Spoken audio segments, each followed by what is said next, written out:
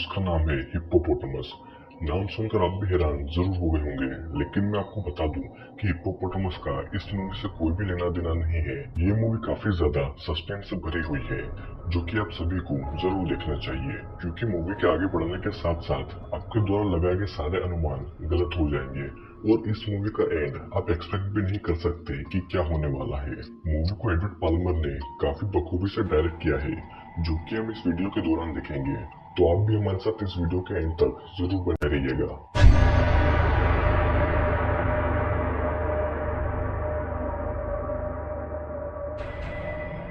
Movie के शुरू होते ही हम एक लड़की को नींद से जागता हुआ देखते हैं और वो अपने आप को एक कमरे में पाती है जहाँ पर वो अकेली थी। वो ये भी नोटिस करती है कि उसके दोनों पैरों में पट्टियां बंधी हुई है और उसे हिलने डुलने में भी काफी ज्यादा दिक्कत होती है। तभी वहाँ पर एक आदमी आता है और उससे अपना नाम थॉमस बताता है और कहता है कि उसने उसको यहाँ पर किडनैप किया हुआ है और वो तब तक यहाँ पर रहेगी जब तक उससे थॉमस से प्यार नहीं हो जाता। फिर थॉमस उसे उसका नाम रूबी बताता है और उसे उसकी उम्र, एजुकेशन और उसके माँ बाप के नाम भी बताता है, जिसका मतलब ये साफ था कि रूबी को अपने बारे में कुछ भी याद नहीं है। थॉमस रूबी से कहता है कि उसने उसके पैरों के लिगामेंट्स डैमेज कर दिए हैं, जिससे कि वो चल तो क्या हिल भी नहीं सकेगी। वो उसे दिन में 3 बार खाना देने के लिए आएगा, जिसके बाद उसे पेन किलर्स लेनी होगी ताकि उसे दर्द महसूस ना हो। थॉमस रूबी को हर दूसरे दिन नहलाएगा और उसे टॉयलेट वगैरह करने भी वही लेकर जाएगा, क्योंकि अगर रूबी ने ऐसा करने की कोशिश की तो उसके दोनों पैर परमानेंट डैमेज हो जाएंगे और उसे अगर ठीक होना है तो जैसा थॉमस कहे वैसा ही करना होगा। रूबी यहाँ से भाग नहीं पाएगी, क्योंकि जिस कमरे में वो कैद है वो शहर से काफी ज्यादा दूरी पर है। और ये कहकर थॉमस वहाँ का डोर लॉक करके चला जाता है और अब वहाँ उस रूम में रूबी बिल्कुल अकेली थी, एक जगह पर बैठी हुई। उस रूम में रूबी के अलावा होता है तो बस रूबी का बैग, जो कि चेयर पर पड़ा था और वो भी उससे काफी ज्यादा दूर था। हम देखते हैं कि थॉमस रोज रूबी के लिए खाना और पानी लेकर आया करता था, जिसके बाद वो रूबी को वहाँ पर ऐसे ही छोड़कर चला जाता था। रूबी उस कमरे में बिल्कुल अकेली थी। फिर एक दिन रूबी चेयर पर पड़े अपने बैग के पास जैसे तैसे खुद को घसीटते हुए पहुंच जाती है और उसे चेक करती है और उसमें से उससे अपनी पर्सनल चीजें जैसे कि ड्राइविंग लाइसेंस मिलता है और वो अपने आप को मेकअप करने वाले छोटे से आईने में देखने की कोशिश करती है, जिससे कि वो आइडेंटिफाई कर सके कि ड्राइविंग लाइसेंस में जो फोटो है वो उसी की है या किसी और की, जो कि रूबी की ही होती है। तभी वहाँ पर थॉमस के आने की आहट होती है। रूबी फिर से जैसे तैसे अपनी जगह पर चली जाती है, लेकिन उस बैग से एक बॉल बाहर निकलकर गिर जाती है, जिसे रूबी थॉमस के आने से पहले ही अपनी शॉर्ट्स की जेब में छुपा लेती है। थॉमस उस रूम में आकर रूबी को जबरदस्ती पेन किलर खिला देता है, जिसके बाद वो वहीं पर सो जाती है। और जब रूबी नींद से जागती है तो थॉमस वही सब बातें उससे कहता है जो कि उसने रूबी को पहले कही थी, जैसे कि उसका नाम रूबी है, वो यहाँ पर तब तक रहेगी जब तक कि उसे थॉमस से प्यार नहीं हो जाता, और उसके पैरों के लिगामेंट्स डैमेज है वगैरह वगैरह, जो कि उसने रूबी को पहले कहा था। और हम देखते हैं कि रूबी भी ठीक वही सवाल उससे पूछती है जो कि उसने पहले किए थे। मानो रूबी को फिर से कुछ भी याद नहीं था, जिसके बाद थॉमस वहां से चले जाता है। तो अब सवाल ये था कि रूबी यहाँ पर कितने दिनों से है, क्योंकि हो सकता है कि थॉमस उसे कई दिनों से यहाँ पर कैद रखे हुए हैं और वो हर बार उसकी मेमोरी मिटा देता है ताकि रूबी को अपनी पिछली जिंदगी के बारे में कुछ भी याद नहीं रहे। लेकिन इस बार रूबी को अपनी शॉर्ट्स की जेब से वो बॉल मिलती है, जो कि उसे ये सोचने पर मजबूर कर देती है कि वो बॉल उसकी शॉर्ट्स के जेब में आई कैसे। और यहीं से रूबी को थॉमस पर डाउट होना शुरू हो जाता है। फिर थॉमस वहां पर आता है और वो रूबी को उसके पैरों की एक्सरसाइज करवाता है, जिसके बाद वो रूबी को नहला धुलाकर खाना वगैरह देकर वहां से चला जाता है। और एक बार फिर रूबी अपने आप को आईने में पहचानने की कोशिश करती है। रूबी के सर पर एक पट्टी बंधी हुई थी, वहाँ पर एक चोट का निशान भी था, लेकिन रूबी को इसका दर्द बिल्कुल भी महसूस नहीं होता था। रूबी उस छोटे से आईने में अपनी चोट को देखने की कोशिश करती है और उसे पता चलता है कि उसके सिर में चोट है ही नहीं। हम देखते हैं कि थॉमस रूम के दूसरी तरफ बैठा हुआ है, वो दरवाजे के गैप से रूबी को देख रहा है, जिसकी आहट रूबी को हो जाती है और वो फिर से अपने आप को घसीटते हुए अपनी जगह पर पहुंच जाती है। फिर थॉमस उस रूम के अंदर आता है और उसे दवाई देकर सुला देता है और वही सब होता है जो कि हर बार हो रहा था। रूबी को नींद से जागने के बाद थॉमस उसे वही सब बातें कहता है जो कि उसने पहले कही थी, जैसे कि वो कौन है और वो यहाँ पर कब तक किडनैप रहेगी। रूबी भी हर बार की ही तरह थॉमस से वही सब सवाल पूछ रही थी, जैसे कि उसे पिछला कुछ याद ही नहीं हो। ऐसा कई दिनों तक चलता है, लेकिन उस बॉल की वजह से रूबी को सिर्फ इतना याद रहता है कि वो आज से नहीं बल्कि काफी समय से यहाँ पर कैद है। रूबी एक दिन थॉमस से आगे बात करने की कोशिश करती है और उससे एक पिलो, ब्लैंकेट और एक बुक मांगती है, क्योंकि वो यहाँ पर अकेली बोर हो जाती है।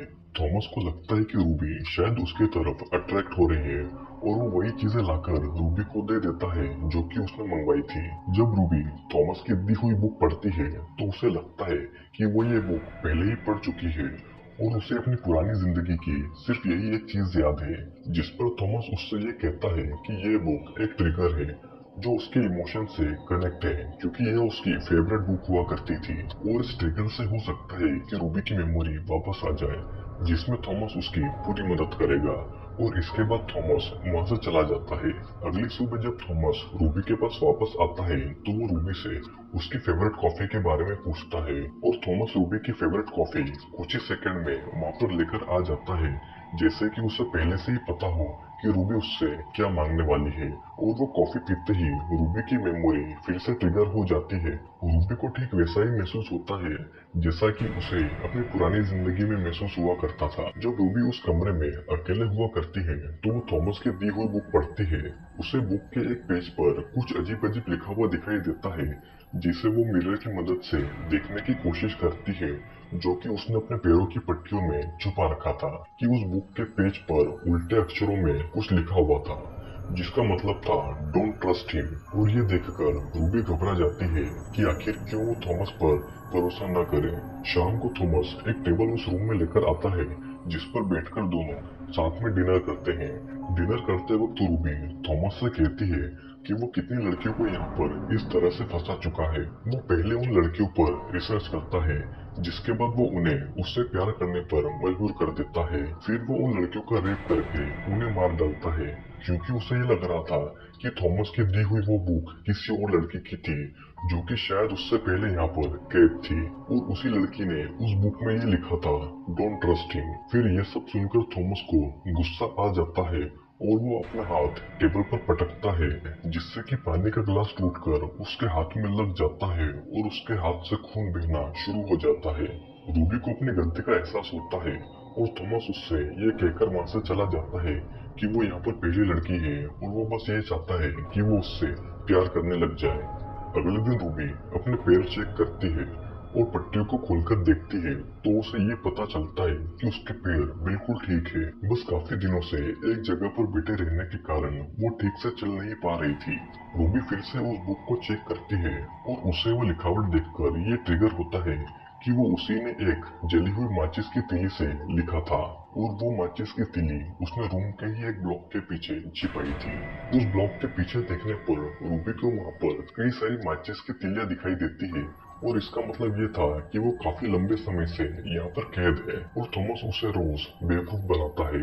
रूबी ये सोचती है कि ये माचिस की तीलियां इस रूम के अंदर आई कैसे, क्योंकि उसे इस माचिस की तीली के अलावा कुछ भी याद नहीं था। फिर हम देखते हैं कि रूबी और थॉमस कैंडल लाइट डिनर करते हैं और वहीं से वो ये तीलियां चुराया करती थी, जिससे कि रूबी उस बुक में एक बार ये लिखती है कि थॉमस के साथ इस खेल को जारी रखा जाए।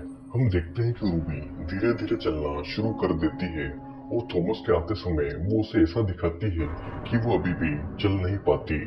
रूबी उस कमरे में एक्सरसाइज भी किया करती है, जिससे कि ये साफ पता चल रहा था कि वो कुछ बड़ा प्लान कर रही है। रूबी ये जान गई थी कि वो बिल्कुल ठीक है, वो चल फिर सकती है, लेकिन जब भी थॉमस वहाँ पर आता है तो वो उसे ऐसे दिखाती है जैसे कि उसे कुछ पता ही ना हो। फिर एक रात जब दोनों डिनर करते हैं तो वो रूबी के लिए एक ऐसी डिश लेकर आता है जिसे टेस्ट करते ही रूबी को अपनी मेमोरी का एक पल याद आ जाता है, जिसमें रूबी यही डिश खा रही थी और सामने थॉमस ही था, लेकिन एक अलग ही अंदाज में। थॉमस रूबी को ये बताता है कि वो उन दोनों की एनिवर्सरी इवनिंग थी, जिस दिन उन्होंने ये डिश ऑर्डर की थी, जिसे सुनकर रूबी को थोड़ा शौक लगता है और वो इसके आगे कुछ नहीं कहती।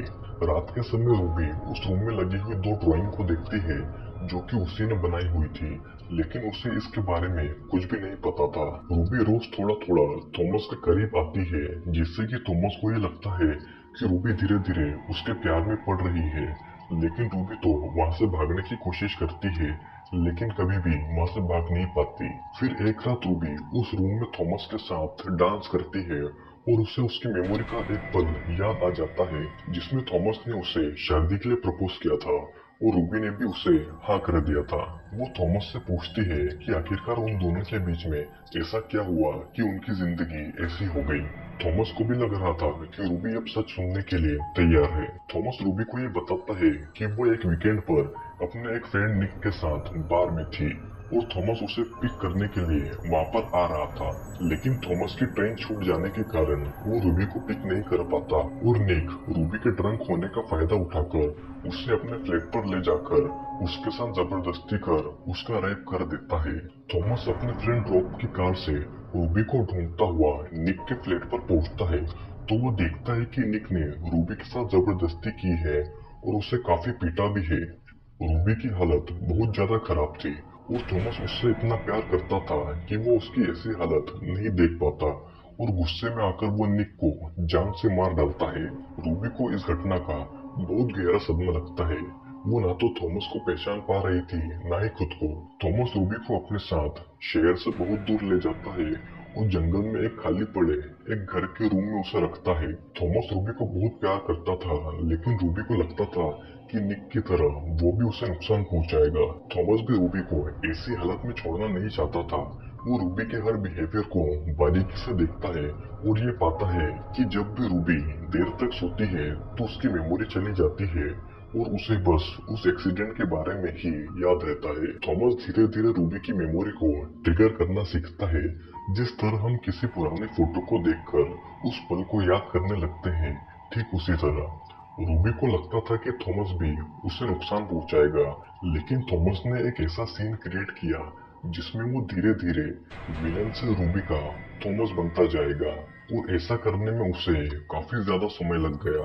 थॉमस रूबी को दिन में सिर्फ 4 ही घंटे सोने देता था ताकि रूबी को सोने से पहले का सब कुछ याद रहे। फाइनली जब थॉमस को लगता है कि सब कुछ ठीक हो गया है और रूबी भी सच सुनने को तैयार है तो वो उसे सब कुछ बता देता है, लेकिन रूबी कांच के उस टुकड़े से थॉमस पर हमला कर देती है जो कि उसने छुपा कर रखा हुआ था और जैसे तैसे वो वहां से निकलने में कामयाब हो जाती है। रूबी जब उस रूम से बाहर आती है तो वह देखती है कि वो एक छोटे से आइलैंड पर है जहाँ पर बोट रखी हुई है और उस बोट के पास जाते जाते रूबी में इतनी ताकत नहीं बची थी कि वो वहां से निकल जाए और वो वहीं पर बेहोश होकर गिर जाती है। रूबी जब होश में आती है तो वो खुद को हॉस्पिटल के एक रूम में पाती है जहाँ पर डॉक्टर उससे कहता है कि उसकी मेमोरी लॉस हो गई है, लेकिन वो इसे वापस लाने की पूरी कोशिश करेगा और ये कहकर वो वहां से बाहर चला जाता है, जो कि और कोई नहीं बल्कि थॉमस ही होता है। और इसी के साथ ये मूवी यहीं पर खत्म हो जाती है।